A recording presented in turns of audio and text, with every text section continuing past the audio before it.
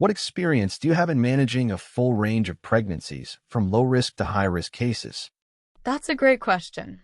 In my practice, I have had the opportunity to manage a full spectrum of pregnancies, which has provided me with a strong foundation in both low-risk and high-risk care. My experience began with a focus on low-risk pregnancies, where I've become proficient in providing comprehensive prenatal care, conducting routine screenings, and offering continuous support during labor and birth. I prioritize a woman-centered approach, encouraging physiological birth and helping mothers make informed decisions about their care. I've also managed a significant number of home births, honing my skills in natural childbirth and recognizing when a transfer to a hospital setting is necessary. For high-risk cases, I have been part of a multidisciplinary team, collaborating closely with obstetricians, neonatologists, and other specialists. I have cared for patients with pre-existing conditions such as gestational diabetes, preeclampsia, and twins, where my role included close monitoring, detailed risk assessment, and coordinating care to ensure the best possible outcomes for both mother and baby. For example, in a case involving a patient with a history of hypertension, I worked with the obstetrician to create a detailed management plan, which involved frequent blood pressure checks and close monitoring of fetal growth. This experience has taught me the importance of clear communication and teamwork in complex situations. My ability to remain calm under pressure and make sound clinical judgments has been essential in managing these more challenging cases, and I am confident in my skills to provide excellent care across the entire range of maternity services.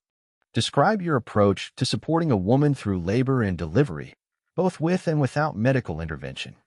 My approach to supporting a woman through labor and delivery, regardless of medical intervention, is centered on respect, empowerment, and informed choice. I see my role as being a constant, calm presence who advocates for her physical and emotional well-being. From the moment she arrives, I take the time to build a rapport, listen to her fears and wishes, and create a birth plan that is centered around her preferences. I firmly believe in the power of physiological birth, and in cases without intervention, I employ a variety of non-pharmacological pain management techniques. This includes encouraging movement and position changes, using hydrotherapy, and providing massage and counterpressure. I also guide her and her partner through breathing techniques and relaxation exercises to help them feel more in control and connected to the process. When medical intervention becomes necessary, my support shifts to ensuring she remains an active participant in her care. I make it a priority to explain every procedure and its purpose in a clear, compassionate manner, ensuring she understands the risks and benefits. For example, if an epidural is chosen, I provide continuous emotional support while also monitoring her progress and the baby's well-being. My focus remains on maintaining her dignity and respecting her choices, even within a medicalized setting. I collaborate closely with the entire care team, nurses, doctors, and anesthesiologists to ensure seamless communication and a unified approach. Ultimately, my goal is to provide a safe, positive, and empowering birth experience, no matter the circumstances, so that she feels respected and cared for throughout her journey. Tell me about a time you had to handle an obstetric emergency. What was your role, and what was the outcome? The last obstetric emergency I managed was a postpartum hemorrhage. We had a woman who had a straightforward vaginal birth, but immediately after the delivery of the placenta, she began to bleed heavily. My immediate role was to remain calm and initiate the emergency protocol. I quickly assessed the situation, recognized the signs of a major bleed, and simultaneously called for assistance from the obstetrician and the emergency team. I began fundal massage with firm pressure to encourage uterine contraction, which is the first line of defense. At the same time, I ensured that a large bore foreline was established and started an oxytocin infusion, as per protocol, to help the uterus contract and reduce bleeding. My communication with the team was crucial. I clearly and concisely reported the patient's status, her vital signs, and the interventions I had already initiated. I also provided emotional reassurance to the patient and her partner, explaining what was happening without causing panic. When the obstetrician arrived, I provided a quick handover, including all the steps taken and the patient's response. Our combined efforts, with the obstetrician administering additional medication and the team preparing for a potential manual exploration, stabilized the patient. The bleeding was brought under control, and her vital signs returned to a safe range. The outcome was positive. The mother avoided a more serious medical procedure, and her recovery was uneventful. This experience reinforced the importance of quick, decisive action, clear communication, and teamwork in managing high-stakes situations. It also highlighted the critical role of the midwife as the primary responder who can make a significant difference in the initial moments of an emergency. How do you stay current with the latest evidence-based practices in midwifery? Staying current with the latest evidence-based practices is fundamental to my professional identity as a midwife. It's not just a box to check. It's an ongoing commitment to providing the best and safest care for my patients. I approach this in a few key ways. Firstly, I am a member of several professional organizations, including the International Confederation of Midwives and my National Midwifery Association. Through these memberships, I receive regular updates on new research, clinical guidelines, and continuing education opportunities. I make it a priority to attend their webinars and conferences whenever possible to engage directly with leaders in the field and learn about new developments firsthand. Secondly, I have made it a habit to regularly read and critically appraise medical journals and peer-reviewed articles. I subscribe to leading publications such as the Journal of Midwifery and Women's Health and The Lancet. This allows me to stay on top of emerging research, whether it's related to new pain management techniques, the latest recommendations for newborn care, or changes in obstetric emergency protocols. Finally, I believe in the power of professional collaboration and mentorship. I actively participate in clinical meetings and case reviews with my colleagues, which provides a vital platform for sharing experiences, discussing complex cases, and learning from each other's successes and challenges.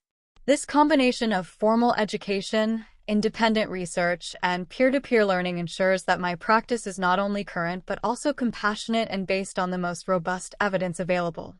What is your philosophy on pain management during labor? My philosophy on pain management during labor is that it should be a woman-centered, highly individualized process that empowers the birthing person to make informed choices. I believe that pain in labor is a normal, physiological sensation, not something to be feared or entirely eliminated. My primary goal is to support and guide a woman through this experience while honoring her preferences and needs.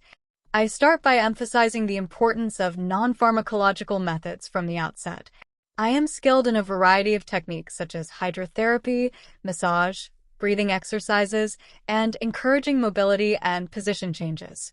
These methods not only help manage pain but also promote a sense of control and active participation in the birth process. However, I also firmly believe that every woman deserves to have her pain respected and addressed.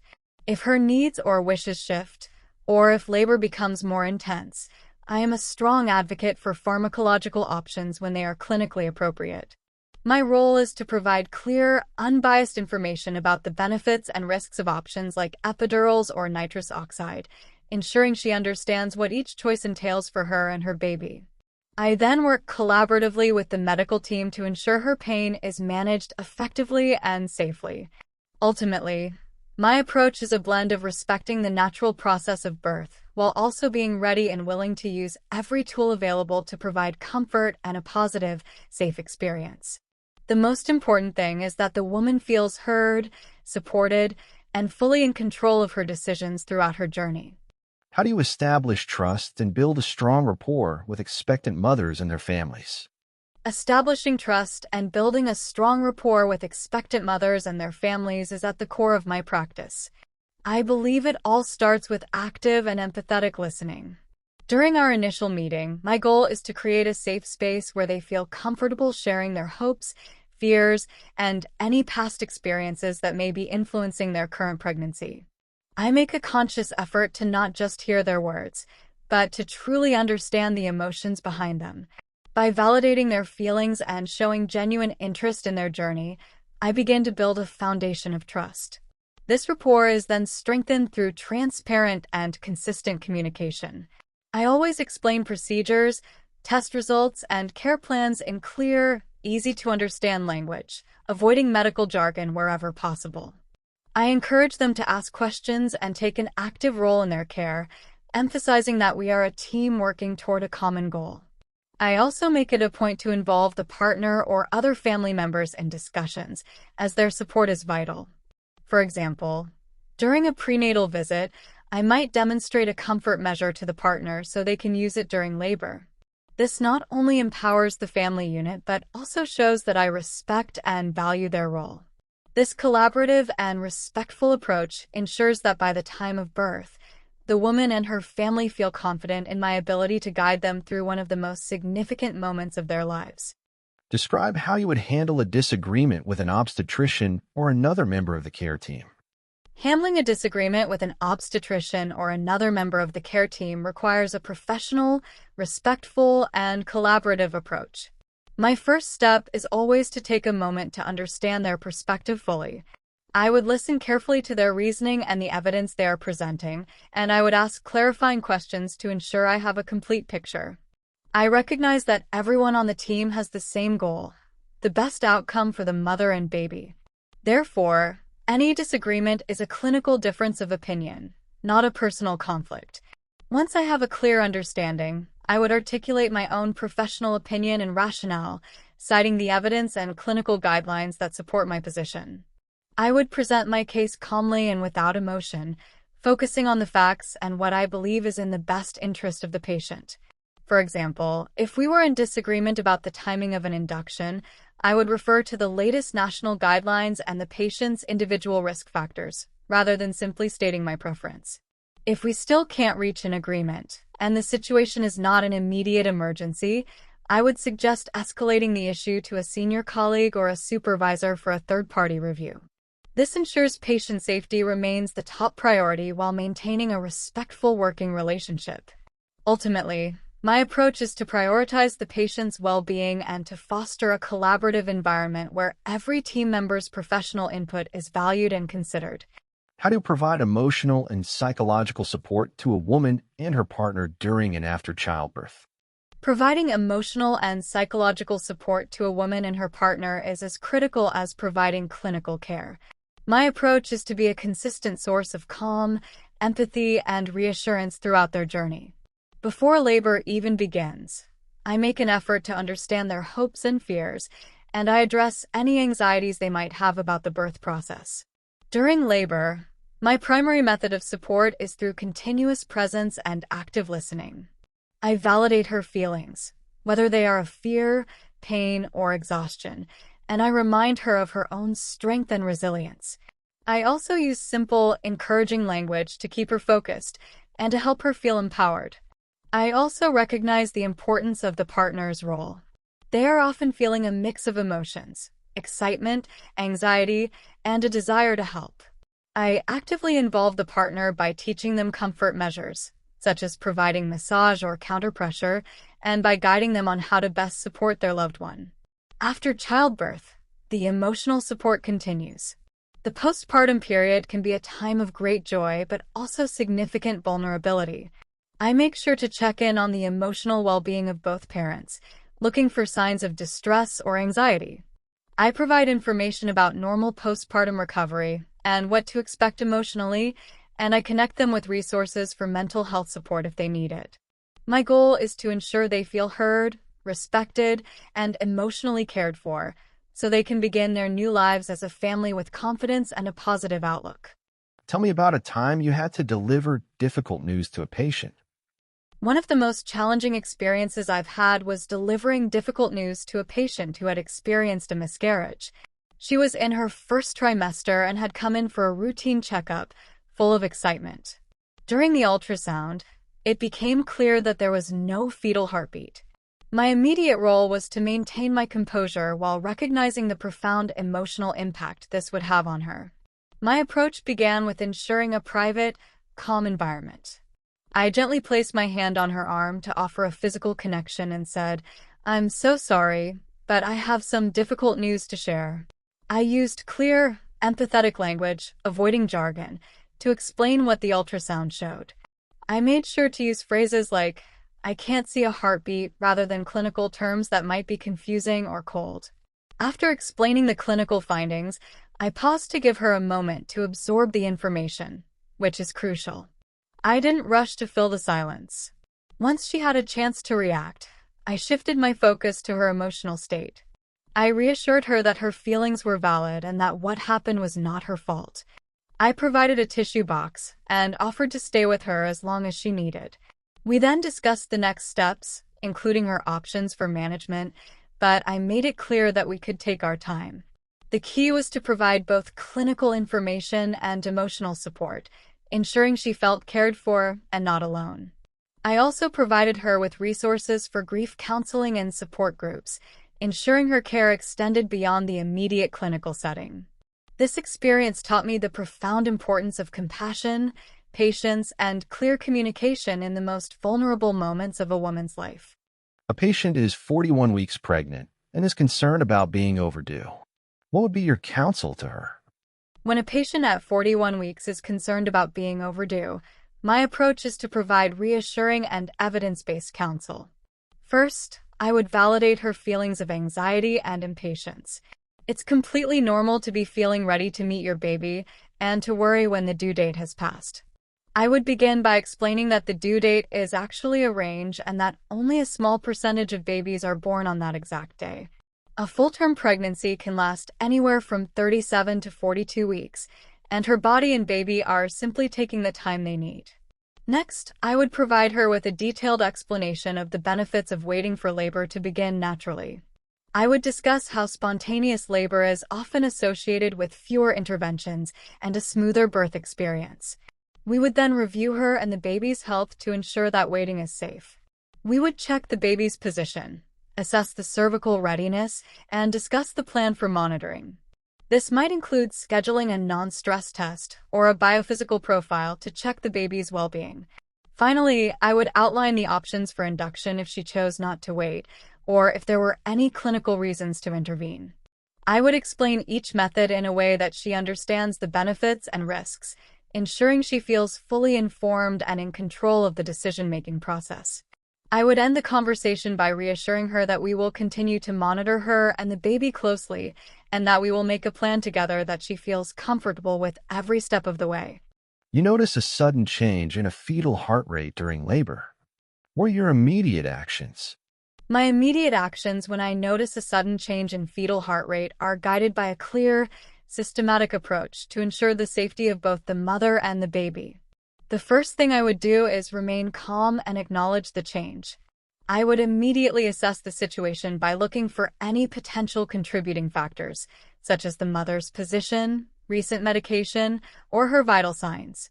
My immediate focus would be on initiating simple, non-invasive measures to see if the heart rate recovers.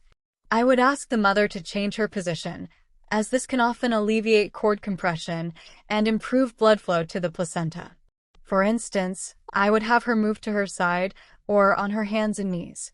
Simultaneously, I would administer oxygen to the mother via a non-rebreather mask and increase the rate of intravenous fluids if N4 is already in place. I would then check the mother's blood pressure and heart rate to rule out any maternal causes for the fetal change. While these measures are being implemented, I would communicate clearly and concisely with the entire care team. I would immediately call for the obstetrician and provide a brief SBAR, situation, background, assessment, recommendation report to give them a complete picture.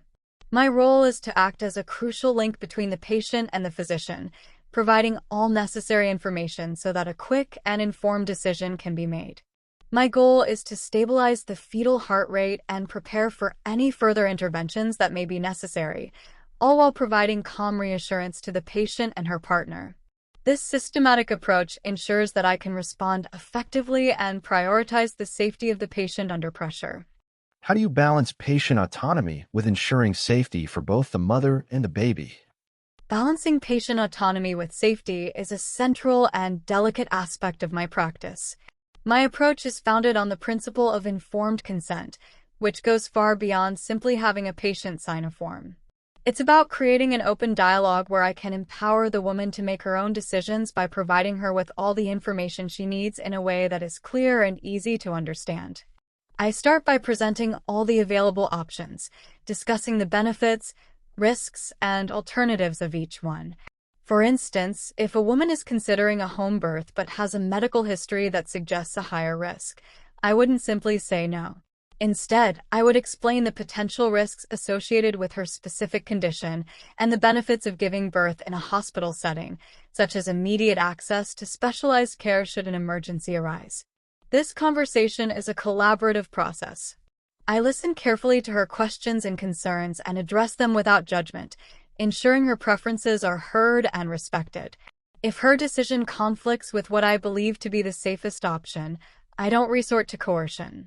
Instead, I would calmly and professionally reiterate the risks involved, documenting the conversation thoroughly. Ultimately, my role is to act as her advocate and guide, providing the highest level of care while honoring her choices as much as possible. It is about building a partnership where we can work together to achieve the best possible outcome for both her and her baby. Describe a challenging situation you faced in your career and how you overcame it. In my career, one of the most challenging situations I faced was a patient with a history of anxiety who was experiencing prolonged and stalled labor.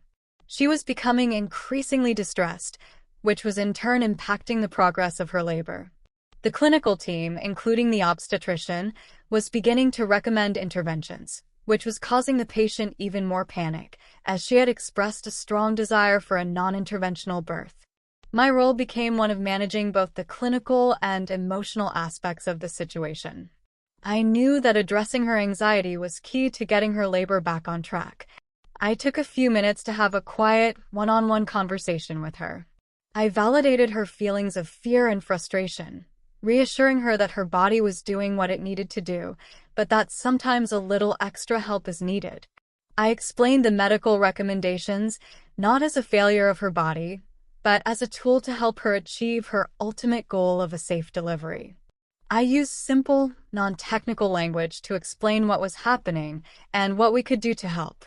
Simultaneously, I worked with the clinical team to advocate for a more gradual approach.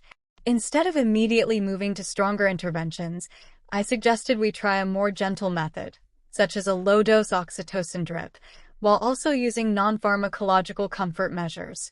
This collaborative approach, combined with my focus on the patient's emotional well-being, helped her regain a sense of control.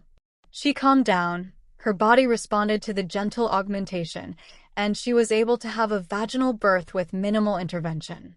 This experience taught me that true midwifery care involves treating the whole person, not just the clinical numbers, and that calm, compassionate communication can be just as powerful as any medical tool. Why did you choose a career in midwifery? I chose a career in midwifery because I have a deep-seated belief in the power and resilience of women, and I wanted a profession where I could be a guardian of that innate strength. The birth of a child is one of the most transformative moments in a person's life, and I was drawn to the unique role of guiding and supporting families through this monumental journey. Unlike other healthcare fields, midwifery allows for a continuous, holistic relationship with the patient, from prenatal care all the way through to the postpartum period. It is this continuity of care, built on trust and partnership, that truly resonates with me. My passion for midwifery was solidified when I witnessed a midwife-led birth during my student training. I saw how the midwife didn't just manage the medical aspects, but also created a calm, empowering environment that honored the woman's choices. This experience showed me that midwifery is not just a clinical job. It is a calling to be an advocate, a teacher, and a compassionate presence. I was particularly inspired by the midwife's ability to balance evidence-based practice with a deep respect for the natural process of birth. I knew then that this was the path for me. I am committed to a profession that allows me to build meaningful relationships, empower women, and contribute to positive birth outcomes, all while celebrating the profound journey of bringing new life into the world. What do you find most rewarding about your work? The most rewarding part of my work as a midwife is the privilege of being a part of one of the most transformative moments in a woman's life. It's not just about the clinical act of delivering a baby, it's about the unique relationship and trust that is built over time. What I find most satisfying is witnessing a woman discover her own strength and resilience during labor. It's a powerful experience to see her transform from feeling vulnerable and anxious to feeling capable and empowered, and knowing that I played a role in that shift is incredibly fulfilling. I also find immense reward in the moments of true connection, not just with the mother, but with her entire family. When a partner trusts my guidance to help them support their loved one, or when I see the look on a new father's face as he holds his child for the first time, those are the moments that reaffirm my passion for this profession. Seeing a family begin their journey together, knowing that I helped to make that experience a safe and positive one, is a profound feeling. It's the continuity of care that I truly cherish. The opportunity to guide a woman from her first prenatal visit through the postpartum period allows me to build a rapport that makes the entire process more meaningful. This holistic approach, centered on compassion and partnership, is what makes midwifery so incredibly rewarding to me. How do you manage the emotional and physical demands of the job, including long shifts and high-stress situations? Managing the emotional and physical demands of midwifery is something I've learned to prioritize, as I know that taking care of myself is essential to providing the best care for my patients. The long shifts and high-stress situations are inherent to the job, so my strategy is to be proactive about my well-being both inside and outside of work. During a shift, I make a conscious effort to stay hydrated and take short breaks when possible. I've also found that taking a moment to simply breathe and reset can be incredibly effective in managing stress during a challenging delivery or emergency. Maintaining a calm and collected demeanor is not just for my own sake. It also has a powerful and reassuring effect on the patient and the entire team. Outside of work, I have a few practices that help me decompress and recharge. I am a firm believer in the power of physical activity to release stress, so I make sure to exercise regularly. I also protect my time off fiercely to ensure a healthy work-life balance. Spending time with family and friends, engaging in hobbies like reading, and ensuring I get adequate sleep are all non-negotiable for me. I also understand the importance of having a strong support system, so I lean on my colleagues for peer debriefing after a particularly difficult case. This allows us to process the emotional toll of our work in a safe and supportive environment. This holistic approach helps me to remain resilient, compassionate, and fully present for every woman and family I serve.